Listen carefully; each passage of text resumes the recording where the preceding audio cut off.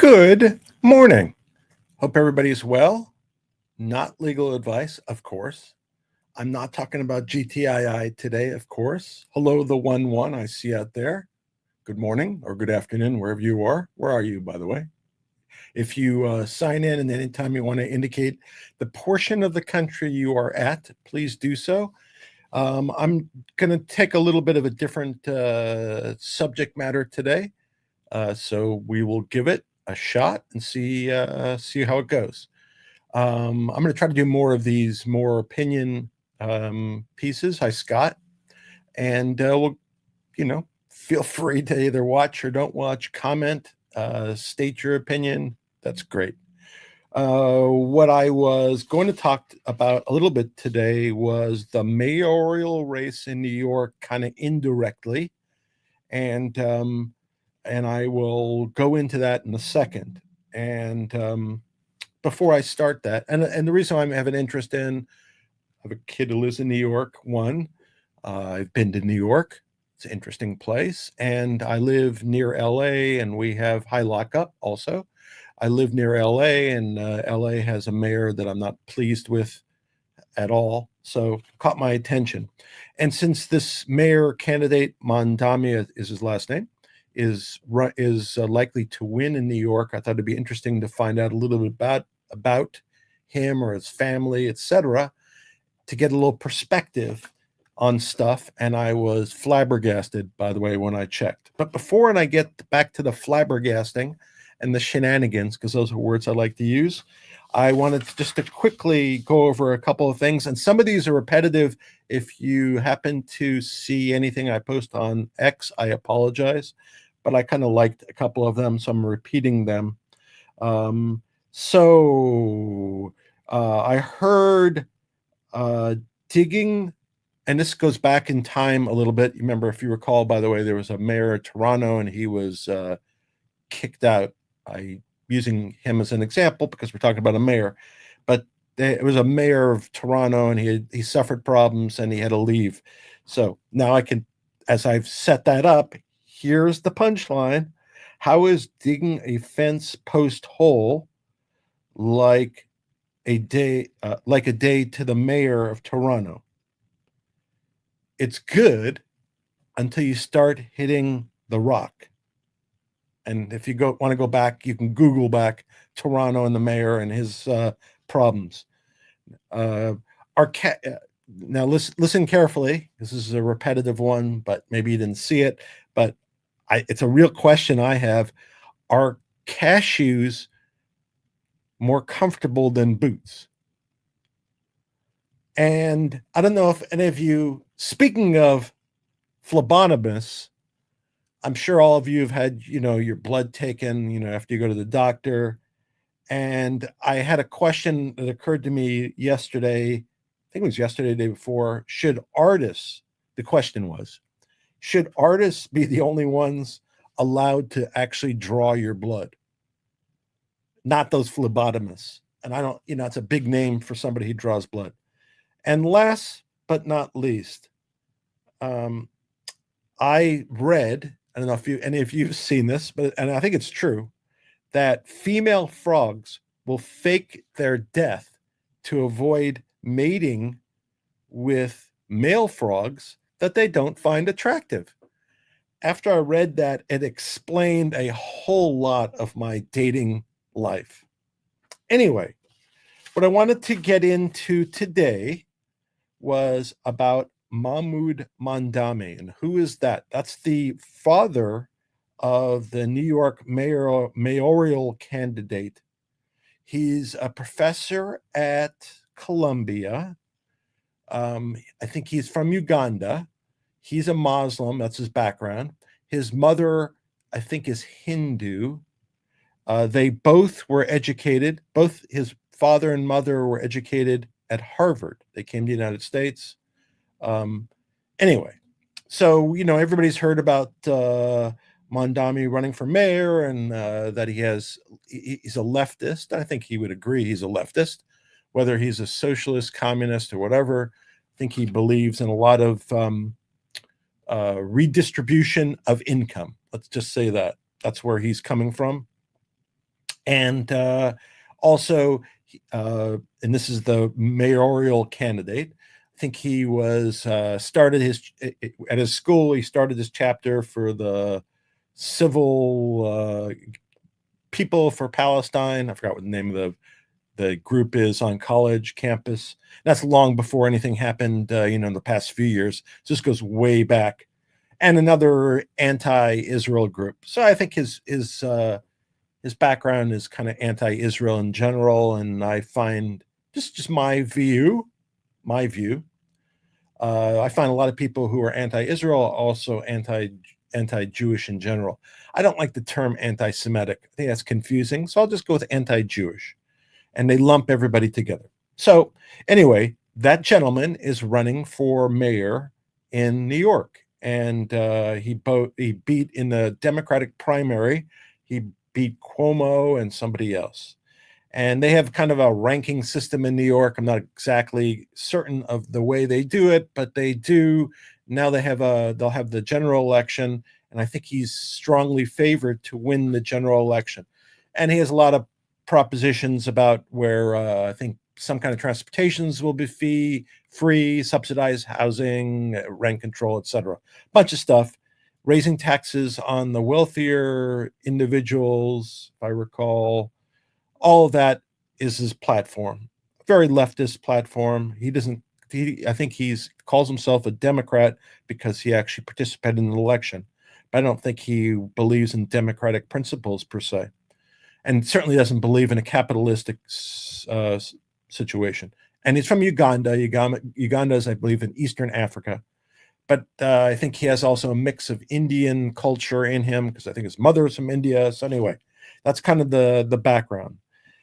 So it's kind of unusual when somebody like that is from New York and he's in the financial capital of the world and he's running for mayor, and he has like anti-Jewish views, I believe. But be that as it may, I'm interested in his running for various reasons. So I started looking into him a little bit, but he's a young guy. He's only 33, hasn't done very much. So other than being involved in like the BDS movement, which is a boycott, divest, sanction movement against Israel long ago, long before the last couple of years. He didn't have much of a history other than that. He doesn't like Israel, perhaps doesn't like Jews. That's his history. So I kind of wanted to look at his parents. I wanted to see what his influences are, especially since he's such a young guy. So just by matter of fact, I started looking up I think I'd looked before, father and mother, and I knew they were both leftists, and they were. I knew they were both anti-Israel, and they both are. I think that's just stated fact, and perhaps I'll understand a little bit more about why so as we go through this. But I kind of was interested in kind of more background. So yesterday being today's Sunday, Saturday, I just kind of looked up his father, and just out of kind of the blue, it gave me a talk that he gave in April of 2005, and it's about a book that he wrote. I think the name of the book is Good Muslim, Bad Muslim. Yeah, Good Muslim, Bad Muslim. And it's a book that's written, I guess, in contemplation or subsequent to 9/11. And and this is a presentation that he gave in Michigan. I think it was at University of Michigan. Now, Michigan happens to be an area that has a large Arabic population that's certainly not sympathetic to Israel or Jews, and that's where he was playing. Now, it's April of 2005, so not long after 9/11, and I took it as a I would say justification and explanation of 9/11, not an apology. Now, his father, as I read, is a Shiite. I think I know he's a Muslim. I think he's a Shiite, but I'm not certain. If he's a Shiite, that's the form that the Ayatollah in Iran takes. But there's a bunch of sects, so he may not be. But I think I saw that was the case. I don't believe his son is. I think his son is of a different sect. So perhaps they're all of a different sect. But But be that as it may, this talk takes place in 2005. So it's right after 9/11. So I thought it would be interesting to view. Now, when I checked on it, I noticed that there was a lot of criticism of Mamdoni. This is the father, in some of his views, but I didn't really know specifically. Afterwards, I learned, kind of as I listened to the talk, I garnered my own opinion. So he wrote the book. I did not read the book, so I'll be upfront. I did not read the book.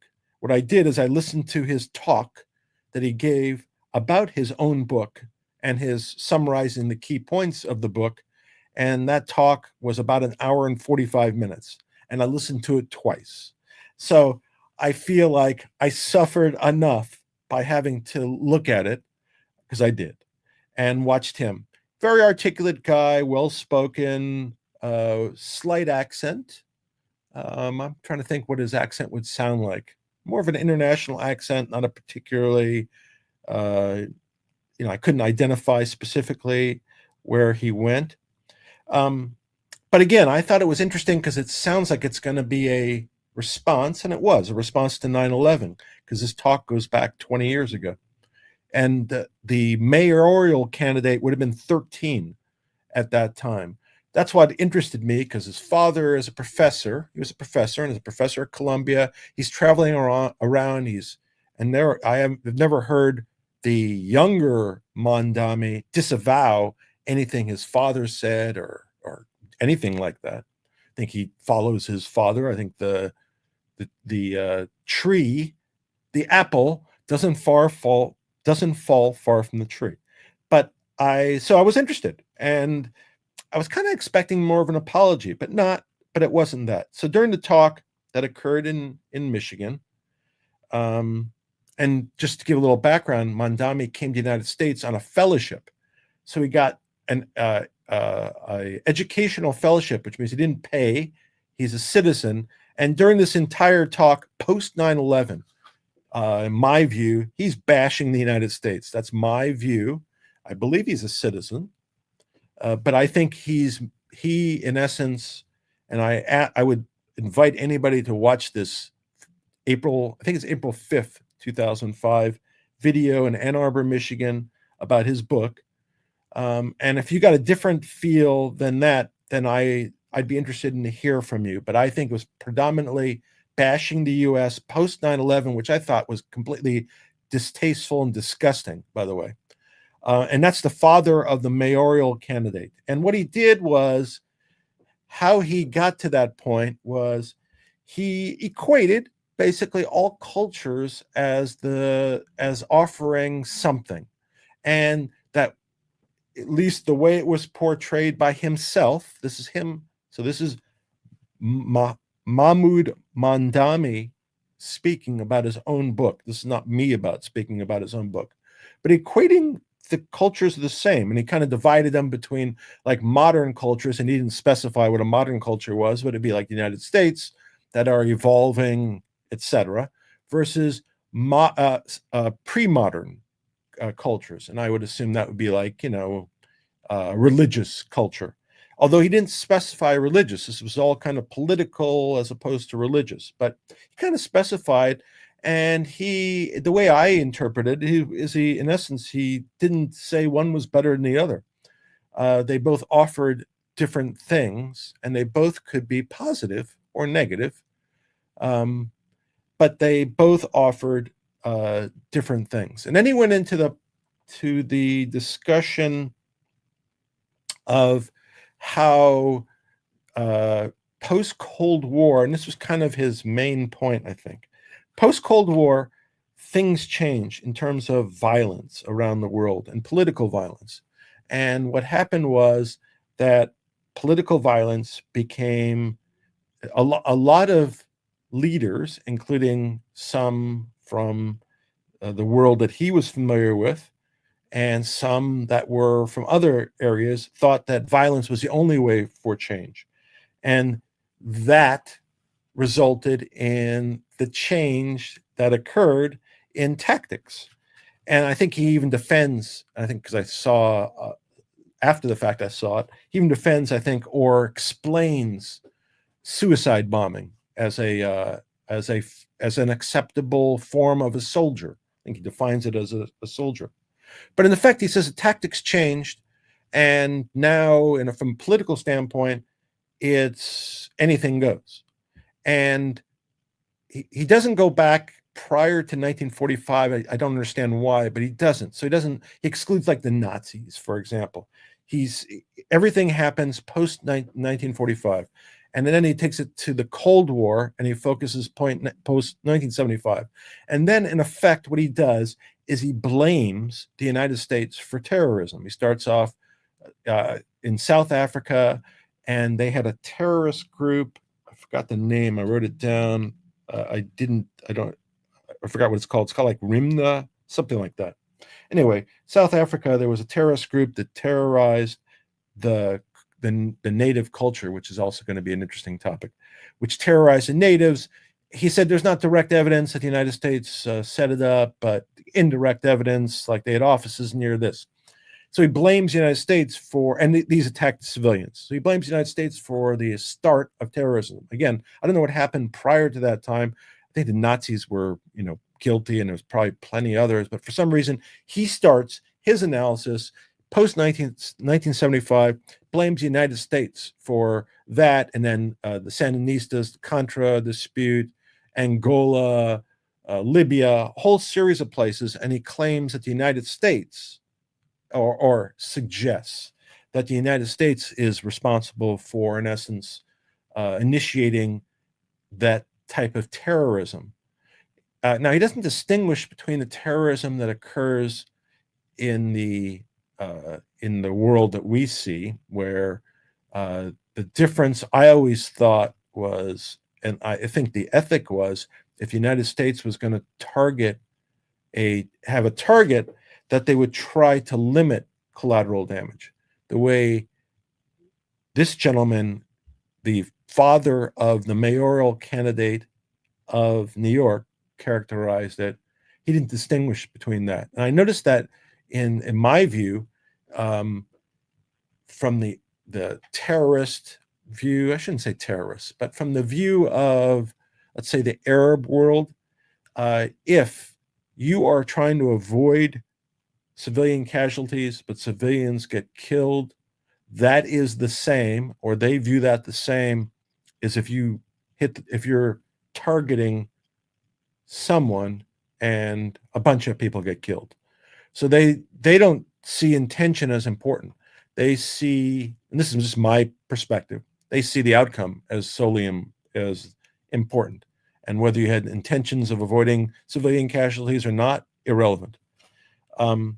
So he goes through a kind of analysis, and he says, first part is terrorism kind of initiated by the United States, and the ways of influencing the world of change.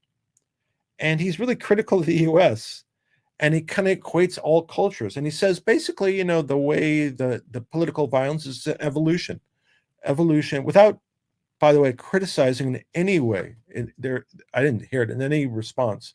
Did he criticize the fact that the way terrorists operate today, and this was 2005, so this is long before today, but I didn't hear anything, any critique of tactics. He just kind of, like in a cold fashion, said, this is just what happened. And in essence, he states, my conclusion, the United States is reaping what they sowed. They initiated terrorism in the world. This is what they get back. And that's, again, his apology to 9/11 delivered in 2005. So that's the father of the mayoral candidate. When this speech is given again, the mayoral candidate is 13 years old. So I doubt, obviously he had to be influenced by his father. He's not disavowed anything. His father and mother have been anti-Israel forever. They're obviously, in this particular video, extremely anti-US, and they also attribute everything responsibility to the U.S. They actually call it the singular power in the world. To even make that a clearer case, they ignore prior history, and they don't distinguish between attempting to avoid collateral damage and inflicting collateral damage. And they don't distinguish between cultures. They deem them all equivalent, all with, I guess, positives and negatives. They don't critique suicide bombing, for instance. That's just another form of a soldier. So I think you all should look at that if you can stomach it, but get the point. This guy is completely, in my opinion, anti-American, doesn't distinguish between terrorists and non-terrorists, doesn't distinguish between intent, doesn't accept any responsibility, and takes advantage of the country. And if I were in New York, would I vote for somebody whose father did that? Wouldn't I actually focus on this and ask him questions about this and how he could support this? Or does he disavow his father? Why isn't anybody, and why shouldn't they be doing it? Please watch that video, and if you buy into it and you support it, great. But if you don't, this should be brought up, and the mayoral candidate should stand on his own, or should indicate that he supports these views. And that's why I'm bringing it up. By the way, one of the things that he distinguishes, a big point, was Americans are more supportive of the settlers, not the natives, which is, how we got here. We view that the British were oppressing us. We came to the United States, but we don't focus on the fact that we inflicted harm on the Native Americans. Now, I don't know where this guy was, that it's not public knowledge, and it's not common knowledge, and it's not pervasive that the original settlers did harm to the Native Americans, but that's what he said. I think that's a complete lack of understanding of American culture, but be that as it may. But he said that we more identify with settlers, that's why we identify with Israel as opposed to the Palestinians, as opposed to the natives, and that's the Native Americans or the Palestinians. Now, what's interesting to me is he articulated that the Palestinians were the natives, when historically speaking they weren't. And I'm not going to argue about whether the Palestinians deserve a homeland or anything like that. But somebody who claims that the Palestinians were the natives has a bias, obviously, built into their analysis, which I think infects their entire analysis. And again, this is the father of the mayoral candidate, the leftist mayoral candidate of New York. Father is leftist, as his mother. Again, all anti-Israel, I perceive it at least anti-Israel, anti-Jewish. I think the current gentleman is anybody who is in one of those anti-Palestine organizations long before the current time. I deem it, my view, that most who are anti-Israel are anti-Jew also. Again, I'm not using the anti-Semitic take. But anyway, so that's my take on Mr. Mamdoni's father, who I have to believe infected his son. His father left us also. And again, the part about we somehow identify with settlers, not natives, but his definition of natives is interesting. Native American and Palestinian, as opposed to Native American and Jew or Aramaic or whoever the natives were before that. Interesting definition and bias. So with that in mind, I don't see how it's possible that anybody who supports the United States and supports the interests of the United States would vote for this particular gentleman until he disavows his father.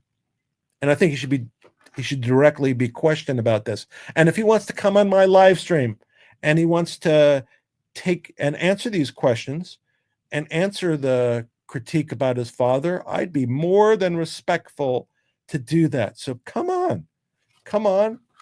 I'll let you even, you could be comfortable in your own home studio, whatever, but answer for your father, or disavow, one or the other, either or. And if you don't, then I think you accept what your father's says is as accurate, and you're anti-US, and you don't support the Americans, and you don't accept responsibility for 9/11, or you attribute that responsibility to the United States. And that was one last thing. He was saying, the father was saying shock and awe. He was talking about political violence. Shock and awe. We have that 9/11, but we had that in Iraq before that. So he equates that, in effect, 9/11 as a response to Iraq. And the shock and awe that was, because that was the slogan that was used in Iraq in 92, I think. When 9/11 happened, he's saying that's the shock and awe that's coming from the Middle East in response. Is that somebody you want to be running your city? Is that somebody you really want in your country? Really? Is that somebody who's supporting democratic values? No. And the answer to that is no to all those.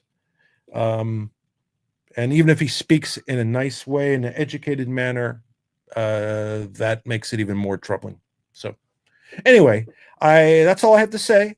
I'm not a fan, so I've given you my thing on Mamdoni. I ask you to read the video of his father from April of 2005, post 9/11, his apology and his blame on the U.S., claiming U.S. initiated terrorism, ignoring everything that happened before 1945. I guess that doesn't exist. And excusing away and justifying 9/11. And how could you, especially in New York, how could you have a mayor whose father justifies 9/11? I don't get it. I don't get it. Nor should we.